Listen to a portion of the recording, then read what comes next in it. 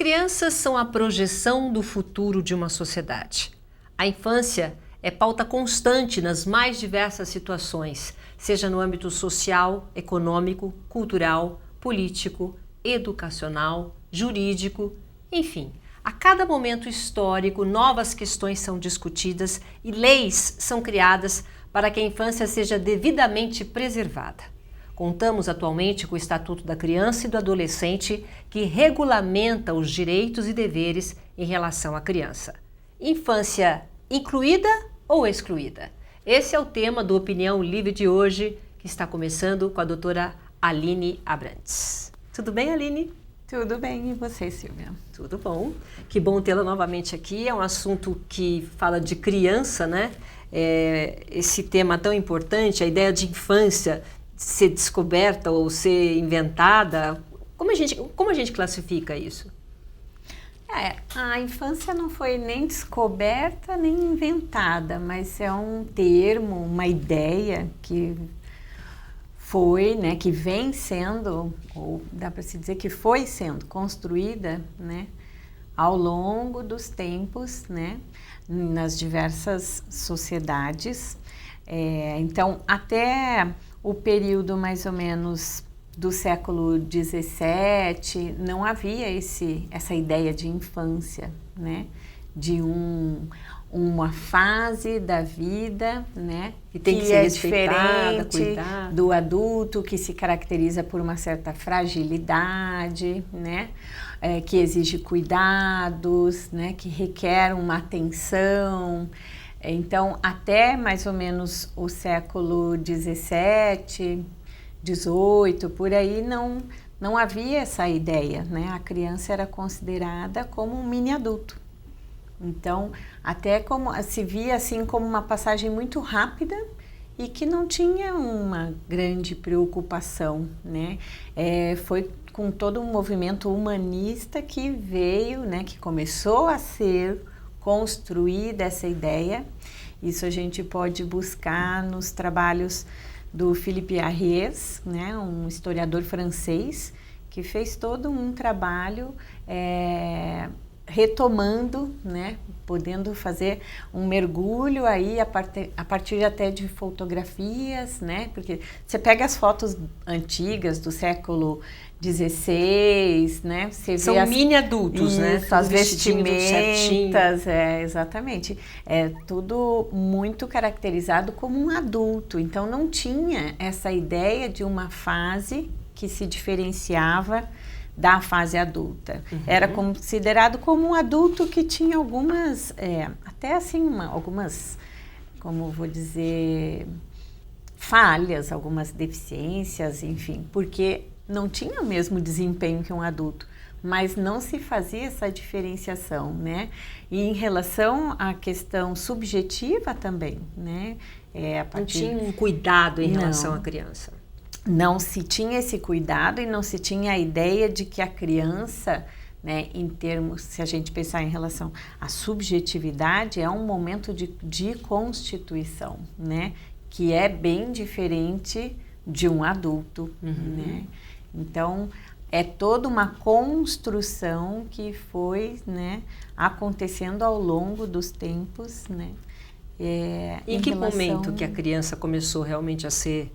A partir do século XVII, a partir daí, e aí tem todo, né, um movimento da sociedade voltado, né, então, em termos de educação, de saúde, né, a pediatria, né, na saúde, é uma área da medicina voltada para a criança, na educação, né, educação infantil, enfim, todo o processo educativo voltado para a criança, o brincar, enfim, em várias áreas, né, com um olhar, né, voltado para essa fase, né, da importância dessa fase na vida, né, e em termos, em relação à subjetividade, Freud, né, trouxe, né, a questão do inconsciente, da constituição, né, da subjetividade aí, que a infância é muito importante, né? E tem até a colocação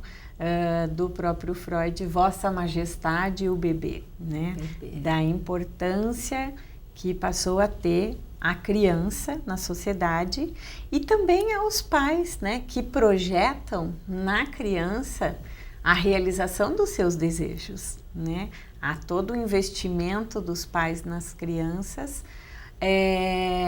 para que realizem aquilo que eles não realizaram, né? E uma construção ideal, né, da sociedade, da infância como uma fase feliz, né? Como se é preciso que a sociedade tenha crianças felizes para que sejam adultos também felizes, né? E é assim mesmo, né? Na sua opinião, criança feliz é um adulto feliz? A felicidade são momentos, né? Mas então, dependendo do que acontece na infância... Existe tristeza na infância, né? A tristeza faz parte, as várias situações que a gente vive, né? Um adulto vive, uma criança também vive. E é importante, né? Que as crianças possam experimentar as diversas situações da vida, né? Para que elas, quando adultos, mais preparadas, tenham condições de elaborar, de passar pelas situações, né? Não há como preservar uma criança de uma situação delicada, difícil, né? Isso impede de elaborar. Então a gente, como pai, não deve evitar que a criança não sofra, ela não veja coisas que não possa ver, às vezes até lidar com a morte. É difícil, né? Então você tenta preservar o seu filho. Mas não, é importante que as crianças vivam todas as experiências para se preparar para elaborar, né? Porque ela vai poder, não só pensando em relação a um futuro enquanto adulta, mas para o presente mesmo, né? Para que ela possa né? Quando a criança perde alguém que é muito querido na família, enfim, é importante que ela possa elaborar esse luto. Agora, no senso comum, nós costumamos escutar a seguinte colocação: ele é muito infantil para a idade, ou é um adulto, mas ainda infantil, uma criança grande. Criança e infantil são a mesma coisa? É a criança que não quer crescer? Como é que a gente explica isso? No senso comum se coloca muito, né? Ele ainda é uma criança grande, é muito infantil para a idade, como você colocou. Mas, apesar de tanto a ideia de criança como o termo infantil, né? Remeter a um tempo, né? Nos faz pensar num tempo lá da infância, né? Você fala criança, você se transporta para o seu, né, seu passado, né? Você pensa naquele momento, naquela fase da vida. Criança remete a uma fase da vida. Agora, o infantil, né? Ele diz de um tempo lógico da estrutura que é inconsciente, né? Então, assim, há sempre um infantil no adulto, aquilo que resta, né? Daquilo que ficou recalcado das experiências que você teve na infância. Ou enfim, que não viveu, né? Coisa que você não viveu a adolescência, você é um adulto que tem atitudes adolescentes. Pode ser assim, né? Não significa que são coisas que não viveu. Muitas vezes você não lembra, né? Não da adolescência, mas da infância. Muitas coisas você não lembra porque fica recalcado, mas são coisas que retornam quando adulto de um jeito diferente, né? Não de uma forma assim tão clara, né? Que diz dessa estrutura, dessa lógica da estrutura inconsciente que está aí, presente em cada adulto, né? Mas não significa um comportamento infantil.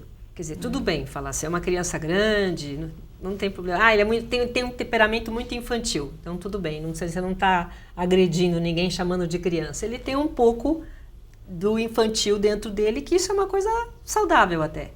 Todos nós temos. Eu sou criança sempre. Agora, pensando um pouco na sociedade capitalista que nós vivemos, nessa sociedade de consumo, que lugar as crianças ocupam? Dá para se levantar vários pontos, né?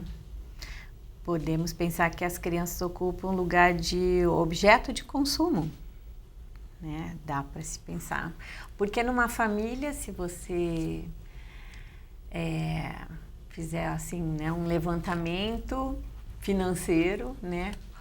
a criança é com a criança que uma família gasta muito dinheiro. É verdade. Né? No momento que você tem uma criança numa família, há toda uma preocupação de comprar tanto alimentos, como vestimentas, como investimento, o brincar, os brinquedos, a educação, enfim. Então, a criança não deixa de ser um objeto de consumo, né? Porque as propagandas, né? Claro. Vão direto, né, nesse alvo, né, nessa população que são as crianças. Né? A criança pede e o pai vai lá, se não puder dar, dá um jeito de dar, né? Muitas vezes sim. E a criança, né? Então as propagandas são colocando a criança nesse lugar de objeto de consumo, né? Porque seduz, faz uma propaganda que acaba seduzindo. Então há uma certa... Coloca a criança nesse lugar de objeto e também nós podemos pensar numa certa adultização, uma certa erotização das crianças, principalmente as meninas, né? Porque muitas propagandas de roupas, por exemplo, né? De crianças, que são roupas como mini adultos, né? Mas de uma forma erotizada, onde as meninas usam roupas... mais próximas de uma roupa de uma mulher adulta, que é um jeito também, né, de chamar a atenção, né, mas por uma via de uma erotização das crianças, né. Isso coloca as crianças num lugar também que não deixa de tocar o sexual do adulto, né. Não é à toa que hoje o que nós temos o fantasma em relação à infância atual é a pedofilia, né? Porque é aquele adulto, aquele olhar do adulto, né? Que olha para a criança, né? Com um cunho sexual, né? Com uma questão sexual aí, né? E de uma erotização da criança que né, que tem uma inocência naquilo que ela está fazendo. As crianças elas ficam frágeis, né, fragilizadas em relação a toda uma situação e o lugar onde elas vivem. Eu vou fazer um rápido intervalo, daqui a pouco a gente continua aqui conversando com a doutora Aline, tá? Um instante só, até já.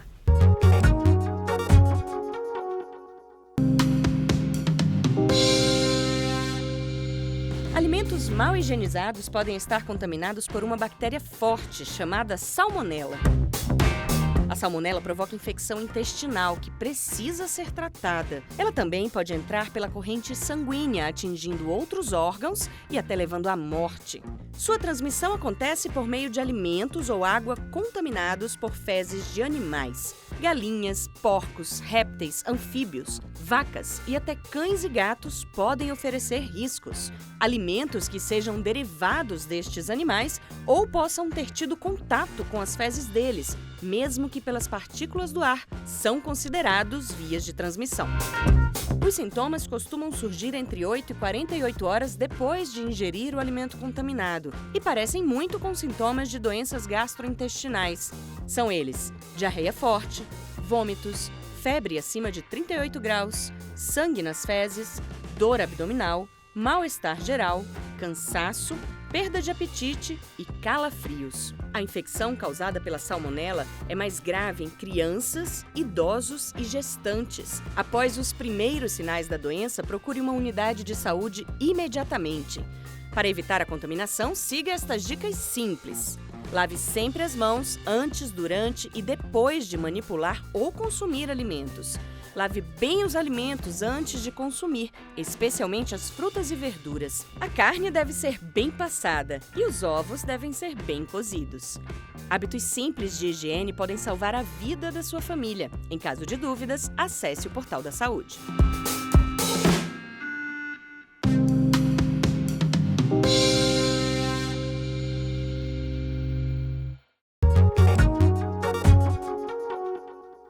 O Opinião Livre está de volta, conversando mais uma vez com a psicanalista doutora Aline Padilha Abrantes. E falando sobre as crianças, a importância da criança na sociedade, criança incluída, criança excluída, enfim. Agora, uma pauta bastante importante são as crianças em situação de rua, né? É uma cena cotidiana que nós vemos crianças trabalhando nas ruas, por exemplo, uma cidade grande como São Paulo, pedindo algo para a sua sobrevivência. O que pensar da infância dessas crianças? Que tipo de infância a gente pode classificar em crianças que vivenciam esse tipo de situação? Dá para se pensar que essas crianças têm uma infância sacrificada, né? Os direitos das crianças que estão em situação de rua são totalmente violados, né? Porque elas são crianças que estão em situações de risco, né? Que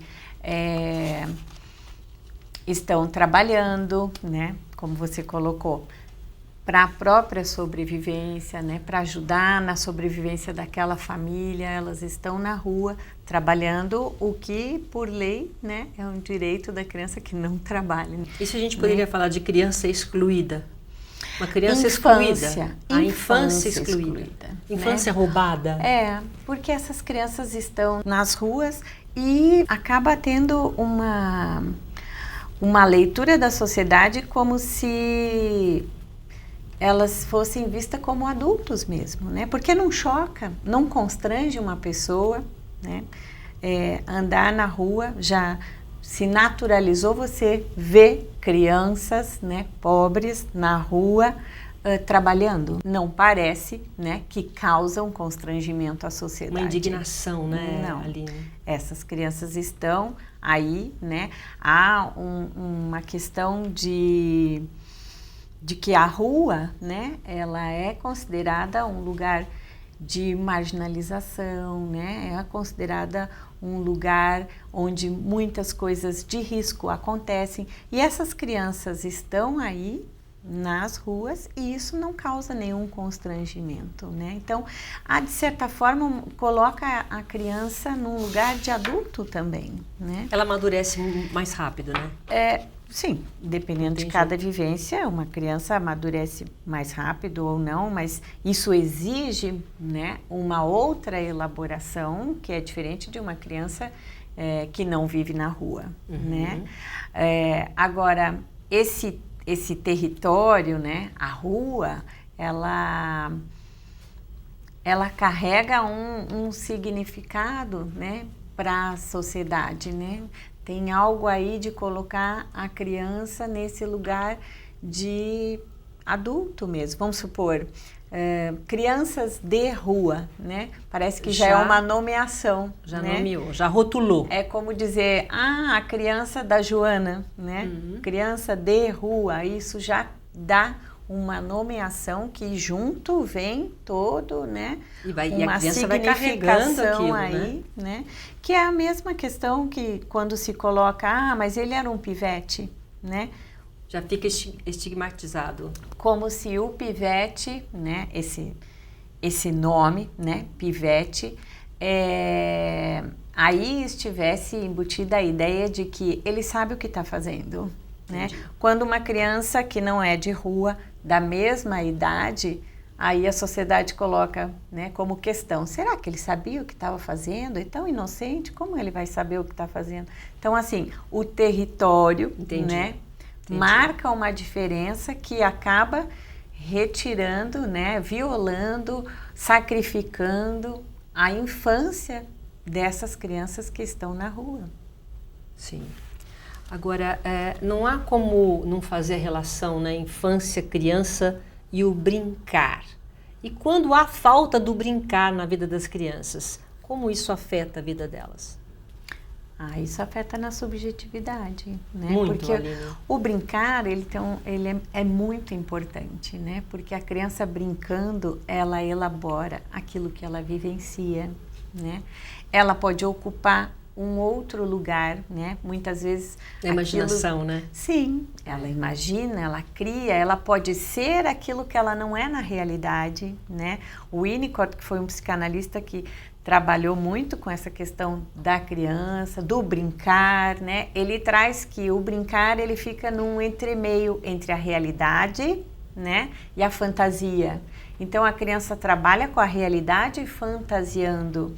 Isso possibilita ela simbolizar, né, elaborar, possibilita a criança a projetar, se projetar no futuro, né, que tem uma relação com o desejo, aquilo que ela né, sonha em ser, né, e que ela brinca de ser aquilo que um dia ela gostaria de ser, né? Então, há todo um trabalho de projeção no futuro, que quando a criança fica impedida, né, quando o brincar é roubado da criança, é claro que isso traz efeitos subjetivos, porque essas possibilidades de elaborar, dessa elaboração que é no brincar, fica completamente roubado, né? Assim, tolhido, né? Não significa que a criança não fantasia, né? Por exemplo, uma criança que brinca pouco não fantasia, claro que ela fantasia, mas o brincar possibilita, né, que ela possa elaborar de um jeito diferente, né? E que ela possa simbolizar aquilo que ela vivencia e também se projetar, né, a um futuro que tem a ver com, né, que tem uma relação com o desejo, com aquilo que ela deseja, né, com as possibilidades e impossibilidades. Isso não significa que importe o lugar, né? A gente já falou de criança de rua, qualquer lugar ela pode brincar, né? É da criança mesmo essa imaginação. Isso faz parte do crescimento, do desenvolvimento dela. O que não pode é o adulto, no caso, não permitir o brincar. É isso que você está falando, né? Às vezes a própria situação de vida da criança, né? Estávamos falando da criança de rua, não quer dizer que ela não brinca, né? Ela encontra momentos para brincar, mas isso se restringe bastante, né? Esses momentos são muito pequenos, porque na maior parte do tempo ela está trabalhando ou tentando sobreviver na rua, enfim, né? Então, acaba tendo, né, assim como aquela criança que faz muitas atividades, né? Que o dia inteiro tem coisa, compromissos, também não tem tempo para brincar. Exatamente. Ela não está na rua, mas está em aula disso, uma atrás da outra. É bom ou ruim? Não, tem que ter um horário para brincar. É importante, o brincar livre é importante. Hora livre. Porque as crianças, né, de classe média alta, enfim, crianças que estão no seio familiar e que há todo o investimento da família, né, e que a sociedade hoje tem, né, esse discurso de que as crianças precisam fazer muitas atividades porque há uma competição, né?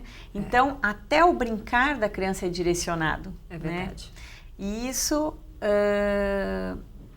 claro que tem sua importância também, mas o brincar livre é muito importante, que seja preservado, que as crianças possam ter momentos para brincar livre, sem nenhuma interferência, nenhuma orientação de um adulto. Deixar bem, soltar a imaginação, né? Agora, outra realidade é o adoecimento das crianças. A depressão, ela não pertence somente ao mundo dos adultos, não. Existe atualmente um mal-estar na infância, é isso? A gente tem visto, acompanhado muitos casos, né, das crianças sofrendo de depressão. Será que é falta de brincar? Pode ser, é uma boa questão, né? É claro que cada caso é um caso, né? Cada criança tem sua história muito particular, né? Seu jeito de se relacionar com o outro, de se posicionar diante das situações da vida. Agora, nós não podemos negar que a subjetividade ela é atravessada pelo social, pelo cultural de uma determinada época. Então, a forma como o número de crianças com depressão e até de crianças que cometem o suicídio, né? Que tá diz de muito, de algo que assim não há possibilidade, né? Quando a criança, parece que a criança aí não encontra possibilidade de, pela palavra, né? De poder simbolizar isso que ela está vivenciando, que é um sofrimento muito grande, e vai para o ato, né? O ato de tirar a própria vida. Isso é muito sério. E parece ser, né? Precisamos pensar também nesse ponto em relação ao que se apresenta aí como uma resposta das crianças à própria demanda da sociedade. É verdade. Né? Esse sofrimento das crianças a gente pode colocar como um sintoma social que é uma resposta àquilo que a sociedade está oferecendo e exigindo, demandando das crianças, né? Então, cabe à sociedade se questionar o que é que está demandando das crianças para que elas tenham, né, que essa é a resposta, um sofrimento muito grande. Agora, a gente está quase no finalzinho da entrevista, temos 2 minutinhos. Mais ou menos uma dica aí no papel dos pais e da escola. Trabalham juntos? Como funciona isso para ajudar essas crianças? Só com uma mensagem final. A escola e a família, né, são instituições, né, que sim, é importante que tenham um trabalho em conjunto, né?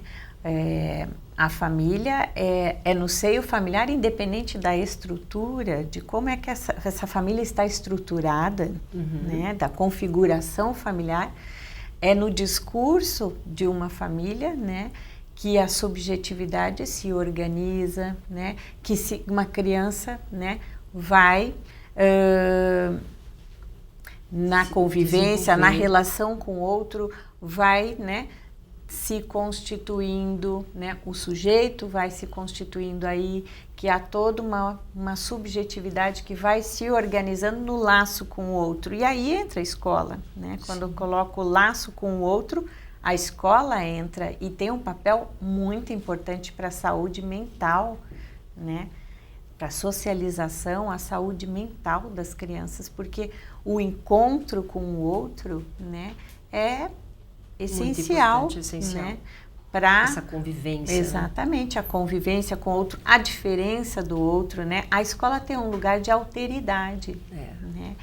E é como uma passagem, né, do grande outro materno que está ali no seio familiar para esse grande outro que é social, que representa a sociedade, que tem regras, que muitas vezes levanta questões que a família pela forma como funciona, pelas relações, não percebe. É verdade, é verdade. Tá bom, tá ok. Felizmente nós não temos mais tempo. Obrigada mais uma vez pela sua presença aqui, doutora Aline. Obrigada eu pelo convite. Sempre muito bom, né, poder trocar com você. Obrigada.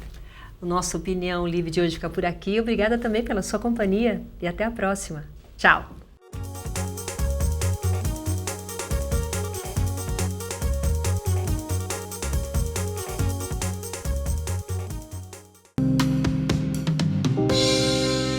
Você sabia que o leite não precisa ter origem animal? Vários vegetais podem ser usados para sua produção e o melhor, você pode fazer isto em casa. Confira 3 alternativas de leites vegetais bem fáceis de fazer.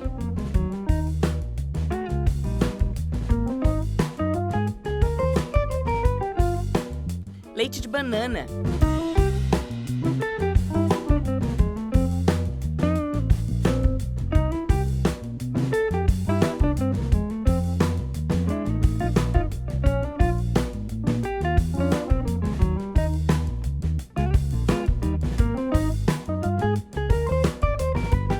Leite de arroz.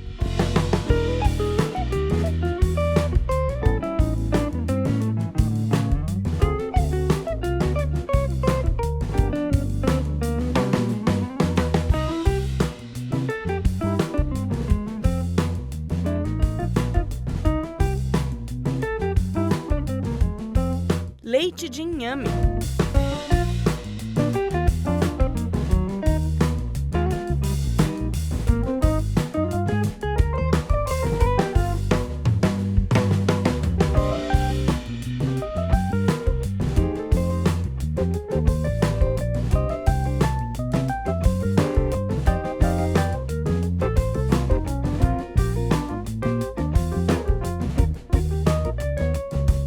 Os restos de arroz e de inhame que sobram na peneira podem ser usados em receitas de purês, bolinhos ou o que a sua imaginação criar. Guarde os leites em recipientes de vidro. Eles duram até 3 dias na geladeira.